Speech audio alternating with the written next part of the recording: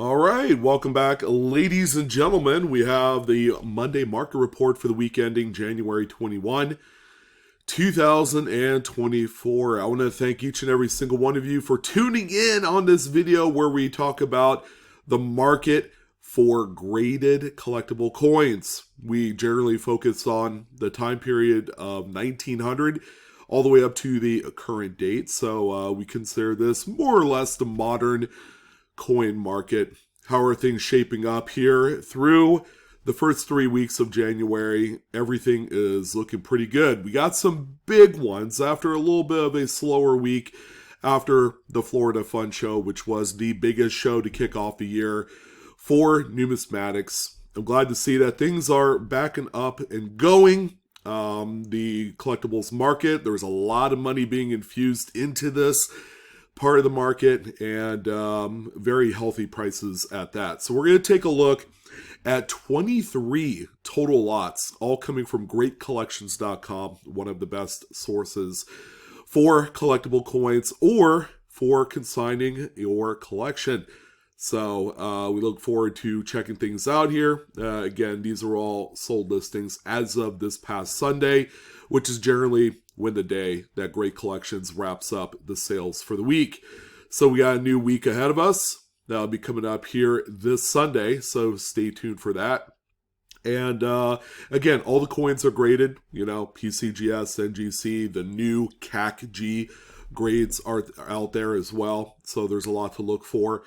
And again, incredibly robust market. We're almost into February here with less than 10 days to go.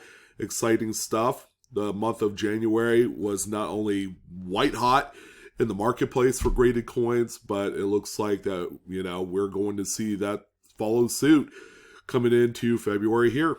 All right. So we do have a little bit of a calendar of events notification for each and every single one of you. Tonight, January 23rd, we have Rarities Night. You know, we ended up acquiring a really nice sized collection of encased tokens. They're the good luck tokens with, Lincoln cents and different types of coins in there. We ended up acquiring a nice sized healthy collection that we are going to be selling. A lot of premier type examples, a lot of earlier dates. You guys are going to love it. Plus, we're also going to have a nice healthy size of US type showcased in this sale as well. Again, that's at 5 p.m. Pacific, 8 p.m. Eastern tonight on Tuesday at that time. So come check things out. I'll have my link down below if you wanted to sign up. You'll get yourself some usable credit to use right out of the gate. And then Friday, we got the Cherry Pickers Guide giveaway part number 2. All right, due to popular demand, we're going to be giving away 2 more copies of the Cherry Pickers Guide, the brand new, what was it, volume 6 edition, no, edition 6 volume 2 or something like that. I don't know. It's the newest one that just came out. That's this Friday, January 26th, 5 p.m. Pacific, 8 p.m. Eastern. Go ahead and bookmark both of those. They are live, ladies and gentlemen. I hope to see each and every single one of you there here in the next day or 3. All right, so let's go ahead and jump right in. What's been selling? Well, this one right here, 1993 D Lincoln Memorial set, is a crazy addition to the list. There's going to be quite a fair amount of oddball coins that are going to make people scratch their heads. Like, whoa, I mean, a 93 Denver Lincoln set, is a very notable sale for this week. Yeah, because the registry set market is one of the craziest bunches out there. People pay some what we call quote unquote irrational level type of money for some of these even more modern graded coins. And we actually have a few of them here this week. So this one, ladies and gentlemen, is a top graded Mid-State 69 red through PCGS, and it's sold for $1,271.25. Again, this is more of a necessity for a registry set. And as we know, the deep pockets are really deep when it comes to these top-end coins. The next one that we have here, again, you got to fill it in to, as part of that group of registry set. trophies. This is a 1991 Denver Lincoln Memorial set. This one noted by Great Collections as having some toning, which is visible on the reverse. You do have some like purplish blue toning on there, which certainly gives this coin a little bit more pizzazz. All right, and then there are collectors, there are registry set participants that particularly enjoy this level of originality. We do have another Mid-State 69 example here by PCGS, and this one, quite the overachiever at $4,230. Yeah, continue to scratch your heads because this is going to be something that's not going to slow down as we continue to see more examples of higher graded Lincolns. There's even been a few examples that are not even a year or two old that have eclipsed that $2,000 price level. Again, it's crazy money at work here. Here's a variety that recently got a name change. This used to be what they called the wide AM reverse type. Instead, PCGS now calls it the Flare G, which is, a little bit more appropriate. It's not just a wide AM reverse, but the Flare G is what this one is more known for. It's the 1988 Philadelphia example you see here. It's a cherry picker's guide variety. It's a FS 901 in that book. So that's the Favaz Stanton number that's classified for this variety. The Philadelphia type is the more scarce of the Philadelphia and Denver Mint types that you could find with this reverse. This particular one, a stunning Mid-State 67 red, and I'm happy to say that this one ended at $1,350. Another great find for you folks out there that love going through rolls.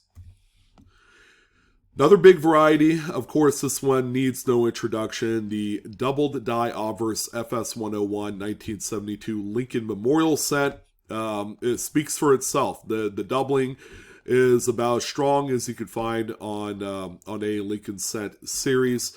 This one, no doubt about it, is really easy to see without the aid of a loop or magnifier. This one comes in at a Mid-State 66 plus. Full red example. This thing is beautiful. The photos seem and appear a little bit dark because that's how it was presented on Great Collection site. Just a stunner. This is one of my favorites. I've owned a few of these and I cannot for the life of me keep one of them in my collection because as soon as I get it, someone out there really wants it. So this is again, really nice example. It's not the top graded one. Those typically sell for 5 figures. However, this one ended at $1,068.75. She is a beaut for sure. Here's a 1964D Lincoln Memorial set. Again, another piece for the good old registry set. However, NGC ended up grading this one, and they assigned it a Mid-State 67 plus full red. All right, so obviously there's going to be a little bit of a price difference, a little disparity in there from NGC to PCGS, but they're both equally important for registry sets. It's where you get up to the top grades here that NGC might see things at a plus grade while PCGS might see them as a non-plus grade. So there is that kind of like differential in there when it comes one to the other. It's a biased guess why. Is NGC a little bit more lenient on coins at the top level? I don't know. But we do know that there is some stiff competition out there, especially with CAC-G coming onto the scene, which they're really holding true to the Sheldon grading standards. And it's really putting a pinch on everybody else to follow suit. So we might see some difference, some changes here in the near future. I think I'm already hearing of talks about that being the case. This particular one right here sold for $1,321.88. If there were one in a 67 plus that was graded by PCGS, you might as well just 2x that value. That's the difference between one and the other. And again, we have another really nice steel set, another NGC graded piece. This one, however, look at that, a 68 plus. This thing is clean, and not to mention that it's got a CAC green bean on there. I mean, I mean, that's kind of like the perfect reality here with this one. The only thing that would make it even better if it was in PCGS plastic. That would signify, just the absolute total bomb of this coin. So this one right here sold for $4,950 with that grade and the CAC sticker. It's just one of the most phenomenal pieces of the week. Here's a 1919. You get to see how well struck the Lincoln Cents used to be prior to like 1921. All right, because they are incredibly detailed. I mean, just look at Lincoln's beard right there, where you actually can see a lot of like the micro hair fibers on his jawline there, and you're gonna see like, why don't they do that anymore on the newer Lincoln Cents? And it's just two different time periods. At this point, the Lincoln Cent series was only 10 years old, so there was still a lot of pride here with this coin. And then 1920s came along when manufacturing took a hit right before the Great Depression started. So, it's a very timeless point of numismatics, and especially for the Lincoln Cent series. And because of that, premier examples like this one that ended up as a 68 red, for crying out loud. I mean, that's a monstrous grade for an early teens Lincoln. This one right here sold for $15,300. You guys can see, just how beloved these teens Lincolns in this grade are, with that kind of price tag attached to it. It's a Philadelphia coin too, so there is that. So, I mean, we're not going to see this change. These teens 1909 Lincolns have been very strong in the market for a long time. And, it's all gonna, continue to go up, so long as, the rate of coins that make it out into the secondary market, gets lower and lower with each passing year. That's just going to enhance the value of all the coins across the board.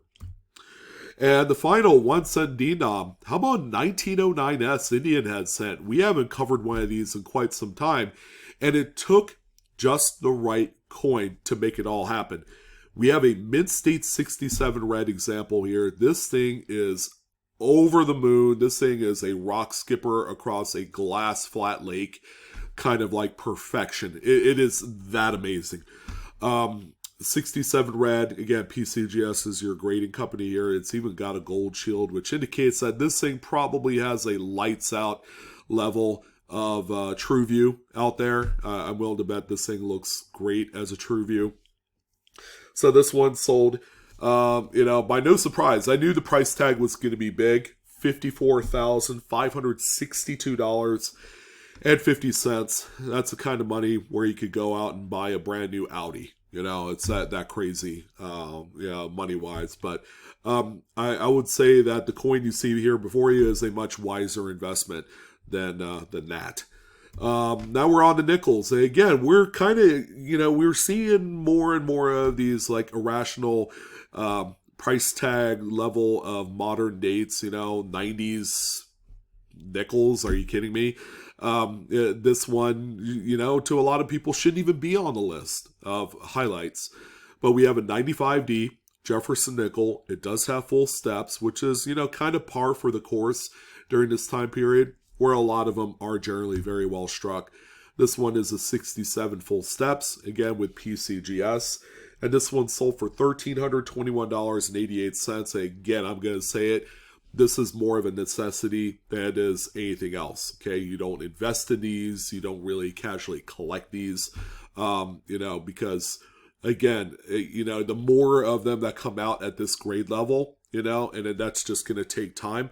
With each one that you add to the population, that's going to dilute down the amount of desirability for the registry sets, which, isn't like a big deep pool of people, call it maybe less than 100 people that actually engage in actually working on this registry set.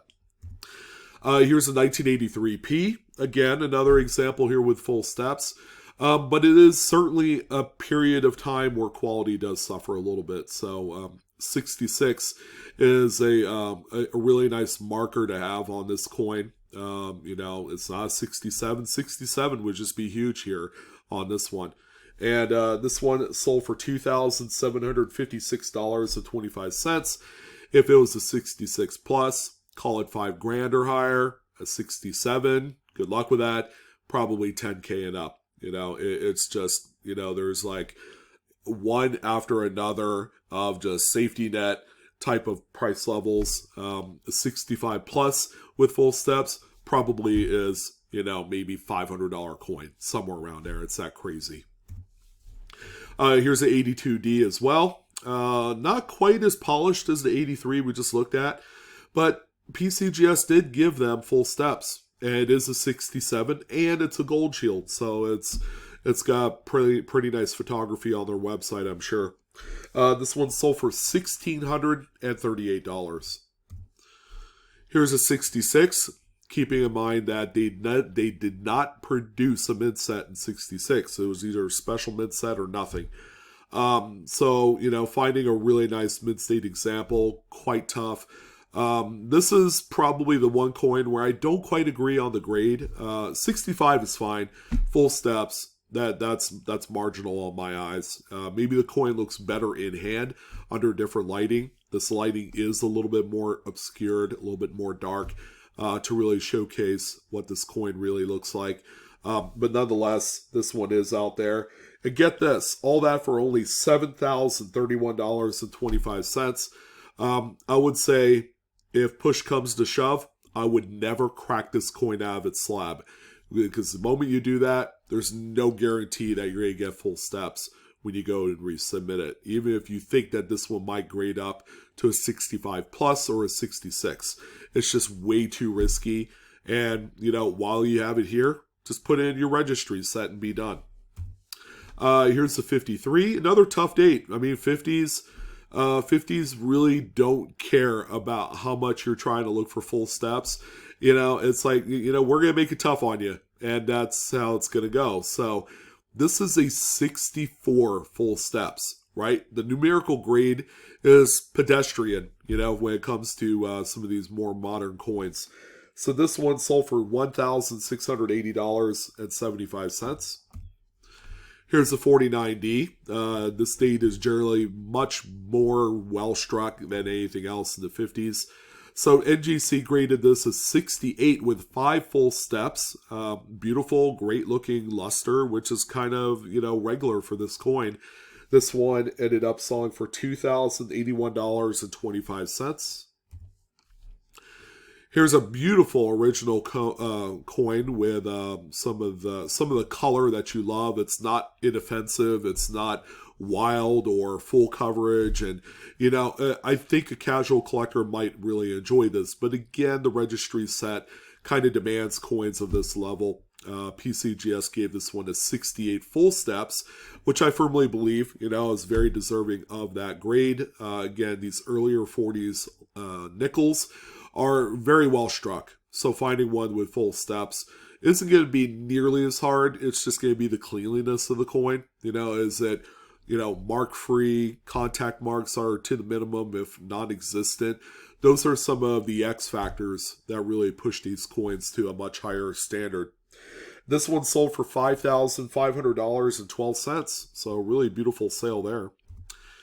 And we did have one Buffalo. There was a number of Buffalo nickels to talk about, but I picked the best one. And we don't typically talk about a Type 2 1913D. We've talked about a number of S mints or a number of P mints, but the Denver mints just doesn't come up that much in the course of an auction. So I'm glad to first time introduce this 13D Type 2, where it features the Buffalo on a flat mound. PCGS gave this one a 67. It's also got a CAC green bean as well, which is very relevant here. And this one sold for $18,200.25. I love me some 1913 Buffaloes. Type 1, Type 2, they're all deadly. I like it. It's one of my favorites, bar none, for the 20th century. A few dimes, and they're all quite stunning. Here's a very nice, very colorful coin in an old first-gen Rattler PCGS holder. 44D, okay, quite common. in a 65 full bands without the toning and maybe without the CAC, you're probably looking at a $50 bill here, but the color and the old Rattler, that CAC sticker, you put all these things together and you just have a really nice, pretty package of a coin, for someone that can appreciate it for their collection. A registry set doesn't really need something like this. This is more purely for the collectible aspect. This one here sold for $2,304, which is quite a bit higher than, the market really is for something like this. And that's okay. Again, all of their originality here with this coin is what really sets this one apart from the rest. And we also have a 26S. Call it like it is. It's a true rarity, especially in this grade. It is a mid-state 66, no full bands. Okay, that's either hit or miss here. There's more that's going to be non-full bands than there are full bands, so keep that in mind. CAC stickered as well. And I'm happy to say that this one hammered at $5,681.25. The final dime on the list, man, we got to throw in a banger here. I saw this one and had kept my eye on it. This dark green, evergreen type toned Barber dime is one for the ages. Quite possibly my favorite coin thus far in this particular year, 2024. This is a 1905. Oh, yeah. We don't talk about New Orleans minted coins too much on the good old Monday Market Report. They just come up infrequently. This is an old OGH PCGS holder. It's a mid-state 67, and as kind of like one of the important parts of the sale, it's got a CAC gold sticker this time. All right, so CAC definitely saw this coin as being severely undergraded, and it's at a 67 as it sits, which means that with the eye appeal, with the overall appearance of the coin and how lustrous it is, could we see a 68 or higher in this coin? I know that's more or less a pipe dream, but anyone that owns this coin probably would just be best to keep it in the holder and with that CAC gold sticker, because that's something that they just don't assign willy-nilly. So with that being said, this is a $37,125 sale here this week. And again, I gotta say that this is one of my favorites so far this year. We got a few quarters and one $50, and that's going to go ahead and wrap things up for this edition. 1979 Washington quarter. We've talked about this one on a number of occasions, and obviously a high-graded example is going to be a boon for every Washington quarter registry. So why not a 68 plus by NGC? It's like a top grade du jour here. This one, beautiful, very nice surfaces, lots of luster. $2,679.75 was their final sale. We also have a 66, much like the nickel that we saw earlier in the show. They did not make a mid set during this year, so you're stuck with whatever leftover, coins that ended up being held on to for well over 5-6 decades. There aren't too many Business Strike 66s out there that cut the mustard. This one did, as a mid-state 68, and because of that, it sold for $4,117.50. We got to put in the Standing Liberty quarter. It's got to be one of the big key dates. Key dates, various dates, and top pop grades of some of these obsolete coins have been off the charts here this week. This one, ladies and gentlemen, is a true survivor. PCGS gave a mid-state 65 plus with full head. That's a tough one to earn on a 1919, let alone anything else newer than that. Yeah, I mean, this is, again, fully original. It's got a very nice light skin to it that's developed over many decades. I wouldn't be sad to own this if only I could afford it. This one sold for $51,750. This is one of the true keys of our time, and it's good to see one come into the marketplace that ended up this high. And the final coin of the week was one that was highlighted on my thumbnail. So a 64 candy is, to a lot of us, nothing more than 90% silver half. You know, let's call a spade a spade. There's going to be people that will see this coin and figure like, well, shoot, how much 90% silver can I buy with the amount of money that this one sold for? You know, there comes that conversation. It's like the either or, like, would I rather have this or that? I could tell you this, though. I would rather be the one to have this coin, have it graded and sold. You know, I wouldn't be like the finder of a lot of these Supreme Gems. PCGS gave a 67 plus grade on this one, largely in part to the original skin. The toning just gives it just loads of character. It's very thick on there. It's super original. This thing was never dipped at one point since it was produced back in 64, which is, can't even believe it, 60 years ago. This is a 60-year anniversary coin that we're looking at here.